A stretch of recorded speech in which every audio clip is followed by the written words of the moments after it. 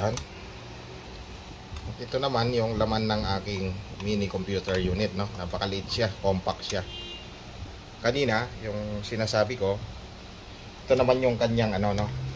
Itong pinakabuong IC board na ito, o integrated board circuit, o integrated circuit board natin na ito. Ito yung tinatawag na motherboard ng ating computer, no? Itong part naman na ito yung kanyang CPU, o tinatawag na Central Processing Unit.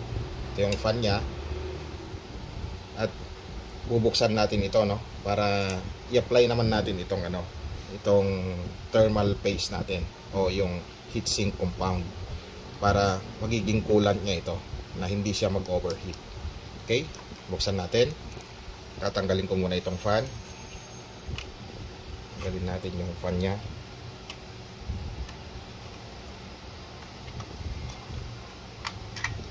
Yan, tanggal natin yung fan. At ito, makikita natin dito yung sinabi ko kanina, yung ating CMOS battery na CR2032.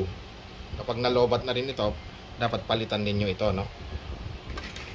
Pakita natin kanina yung ano, yung pamalit.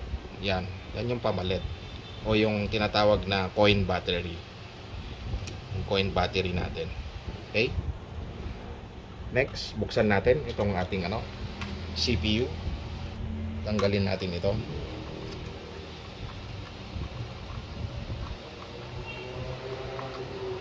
Meron siyang tatlong screw.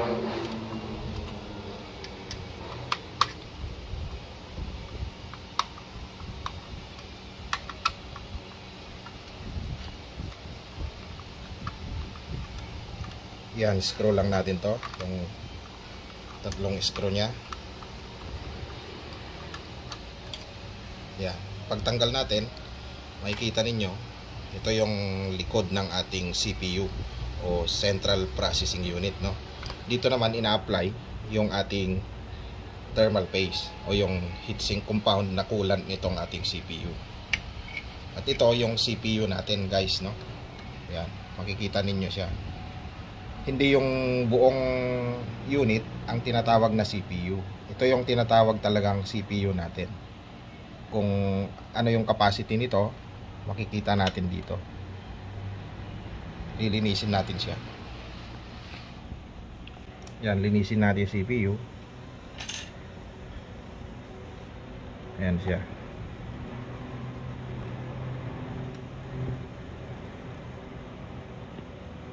Tapos ito naman yung likod niya.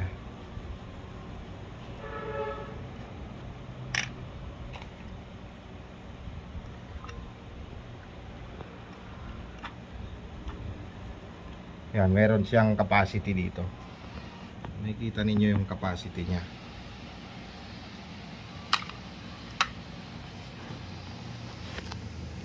Yan, no, makikita nyo yung capacity niya, kung ano yung capacity niya. Yan, Intel ang nakalagay, Intel Core i5.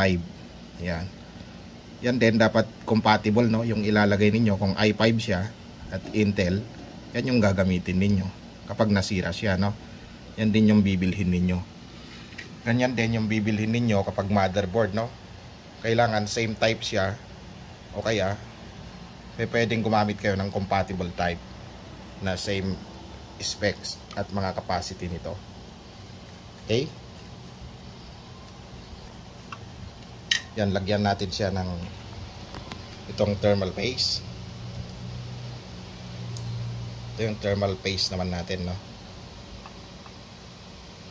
Di bali itong CPU pala natin, natatanggal din to, no. Halimbawa nasira siya, kapag gusto niyo siyang tanggalin, bubukain nyo lang ito. Yan. Tapos angat na ganyan, makukuha nyo na itong CPU na ito. Matatanggal nyo na siya, mapupull out. Okay? Tsaka pwede nyo na siyang palitan. Binalik, titingnan nyo rin yung mga gatla nya, kung paano nyo siya ibalik. Yan. And then tatakpan nyo uli ganyan. Tapos lalagyan nyo siya ng thermal paste. Ito yung thermal paste natin. Yan yung kulay niya, no? Yung nabili nating thermal paste. Gray yung kulay nito. Pag-apply nito, i-pump nyo lang ganon.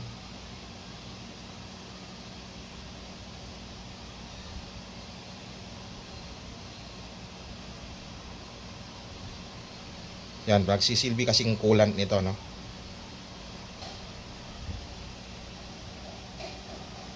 Itong ating CPU.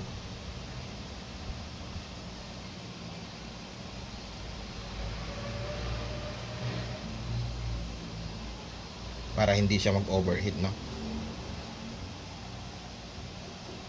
Yan yung thermal paste natin.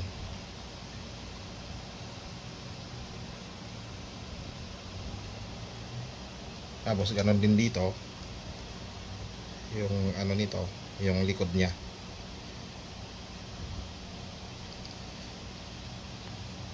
Saka ninyo siya ibalik.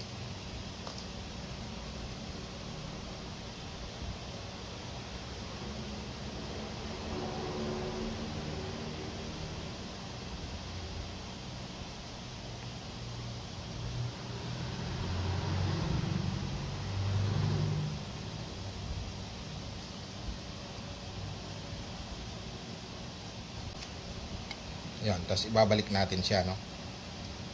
Binalik nyo kung paano nyo rin siya tinanggal, no? May iba-ibang ano rin ito, type nito, no?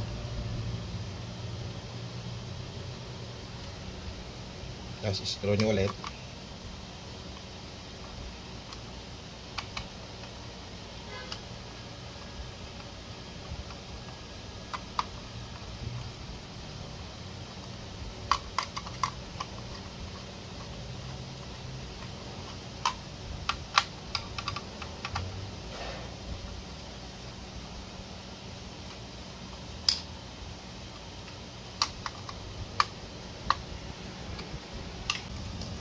Tapos balik natin tong pan nya. Pag okay na siya, balik natin yung pan. Okay, balik natin yung pan.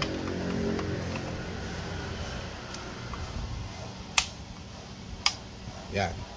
Yun, tapos na siya, no? At ito naman yung sinasabi natin kanina, yung internal drive natin, no? Yung internal disk drive natin. Ito naman ay SSD, no? Naka plug pa rin siya dito, no, sa ating motherboard. Itong disk drive natin. Ito yung kanyang ano naman, CD-ROM, no? Naka-plug din siya dito. Iisa siya. Okay? Balik natin. At sunod, bubuksan naman natin mamaya yung ating medium, no, na computer unit.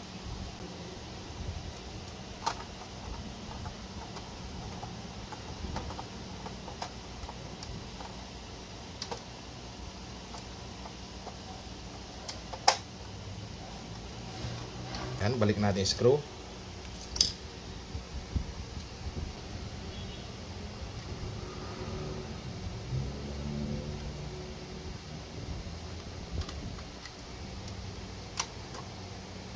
Alright, okay na siya.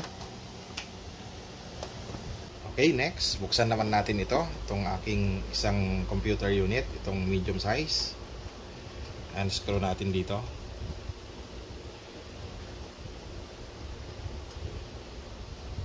And then tulak lang natin to natin, yeah. Okay, yan, buksan na siya. Pahiga natin. Ito naman yung computer unit natin na isa. Dito ipapakita natin yung DDR, no, itong RAM natin. Ito naman yung RAM natin, Crucial. Ayan, 8GB na DDR4. Malabo siya. Ayan, 8GB na DDR4. Ito yung tinanggal natin dito, no, sa isang slot. Pero itong isa, tanggalin natin siya. Ayan guys, no. Ayan. Pag tinanggal mo siya, ganun din. Dalawa lang yan. open, out siya, left and right, out siya, no?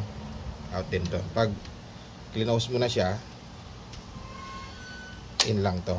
Yan. In and out, no? Yan siya. Pag ilalagay mo naman to, ganun din. Yung gatla nito, hanapin mo siya. Okay? Kung dito, hindi siya fit, no? Kasi malayo yung gatla. Dito mo siya ilalagay. Ngayon, ipasok mo lang sa ano niya, release niya. Patayo siya, no? Yan. Pag nakapasok na ganyan, pupos mo lang ito. Diin mo siya. Pag diniin mo, kusa nang maglalak yon. Sa natin. Yan. Bukas na siya. And then, kung ilalak ko siya, pupos ko lang itong ano natin, no? Yung RAM natin. Kabilaan. Makikita ninyo, magkiklik ito. Yun, pumasok siya. Kung kabila naman, yun, pumasok na uli siya. Okay, ganun lang yung pagtanggal at pagbalik naman nito. Minsan, pag hindi ito na-detect, lilinisan nyo lang yung ano nito, no? Yung release dito at saka ito. Pwede kayong kumuha ng eraser and then linisin niyo ito para ma-detect siya, no, itong mga terminals. Ayan. Pasok nyo ganon. And then push lang siya, no? Pag push mong ganon, 1, 2, alak na siya. Okay?